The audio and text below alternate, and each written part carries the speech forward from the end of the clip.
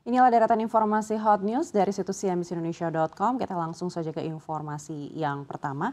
Indonesia berada di kawasan cincin api Pasifik atau Ring of Fire yang memiliki 13 segmen megatrust. Salah satu yang paling berisiko adalah megatrust selatan Jawa yang dampaknya bisa meluas hingga Selat Sunda.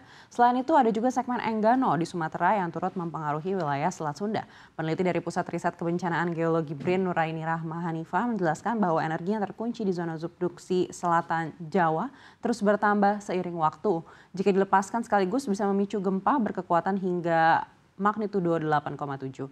Guncangan besar ini berpotensi menyebabkan perpindahan kolom air laut secara mendadak, menciptakan gelombang besar yang bergerak ke segala arah hingga mencapai daratan. Tsunami yang dihasilkan bisa mencapai ketinggian 20 meter dan berpotensi melanda pesisir Banten, Lampung hingga Jakarta. Jika megatrust di wilayah Pangandaran pecah, gelombang tsunami setinggi 20 meter diperkirakan akan terbentuk dan menyebar ke Selat Sunda. Rahma memperkirakan kawasan pesisir Banten akan dilanda tsunami setinggi 4 hingga 8 meter. Sementara pesisir Lampung yang menghadap langsung ke Selat Sunda diprediksi akan terkena dampak secara menyeluruh. Untuk wilayah Jakarta, tsunami diperkirakan mencapai pesisir utara dengan ketinggian antara 1 hingga 1,8 meter. Gelombang diprediksi tiba dalam waktu 2,5 jam setelah gempa terjadi.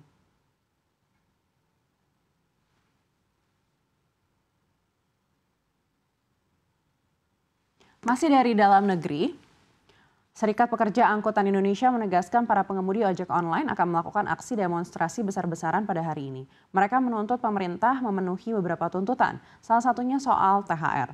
Ketua Serikat Pekerja Angkutan Indonesia Lili Pujiati mengungkapkan aksi akan digelar oleh sekitar 500 hingga 1.000 driver ojol di depan kantor Kementerian Ketenagakerjaan.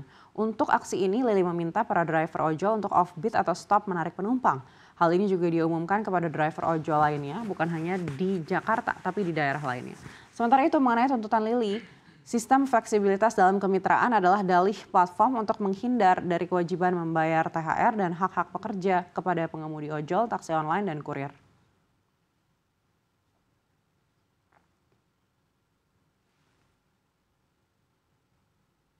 Informasi hot news selanjutnya adalah dari dunia otomotif. Persaingan industri otomotif di Indonesia semakin ketat. Pada Januari 2025 sejumlah kejutan terjadi di pasar otomotif nasional.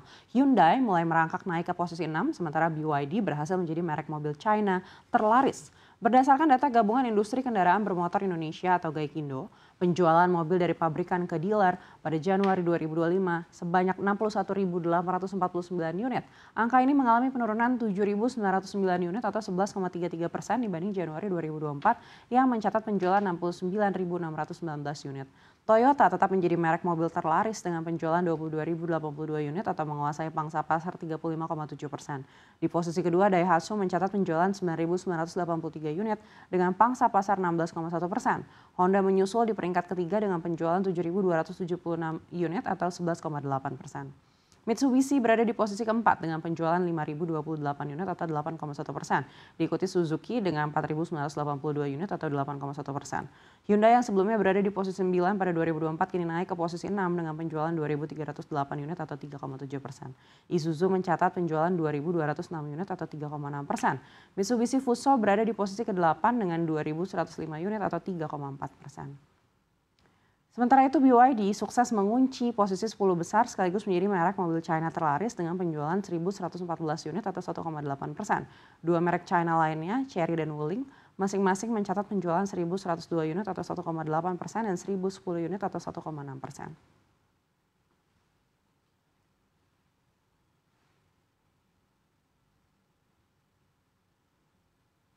Informasi terpopuler selanjutnya berasal dari mancanegara. Presiden Amerika Serikat Donald Trump kembali membuat gejolak di sistem peradilan negara itu. Seorang jaksa terkenal di New York mengundurkan diri setelah menolak pembatalan kasus korupsi wali kota New York yang diduga dipengaruhi kebijakan politik Trump.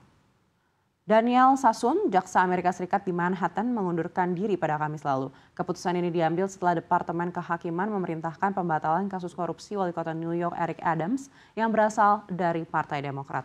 Departemen Kehakiman beralasan pemilihan wali kota pada November mendatang dapat terganggu jika proses hukum terus berlanjut. Namun Sassoon menolak dan memilih mundur daripada menjalankan perintah yang ia nilai bertentangan dengan prinsip hukum. Pengunduran diri ini memicu polemik di Amerika Serikat. Sejumlah akademisi dan pengamat hukum menilai keputusan ini mengindikasikan dominasi Gedung Putih terhadap kejaksaan. Sebagian besar jaksa yang terlibat dalam kasus Adams kini sedang diperiksa atas dugaan pelanggaran etika. Sementara Jaksa Agung pilihan Trump, Pam Bondi, menegaskan bahwa setiap jaksa harus mematuhi kebijakan pemerintah yang sah. Keputusan ini semakin memicu kekhawatiran akan independensi hukum di Amerika Serikat.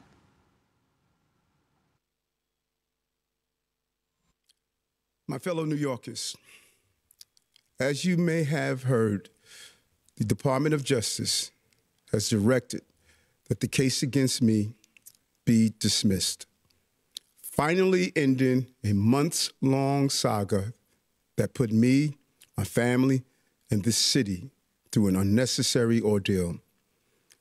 As I said from the outset, I never broke the law, and I never would. I would never put any personal benefit above my solemn responsibility as your mayor. So let me be clear. I never ask anyone to break the law on my behalf or on behalf of my campaign. Never. And I absolutely never traded my power as an elected official for any personal benefit. No witness ever came forward publicly to make claims against me.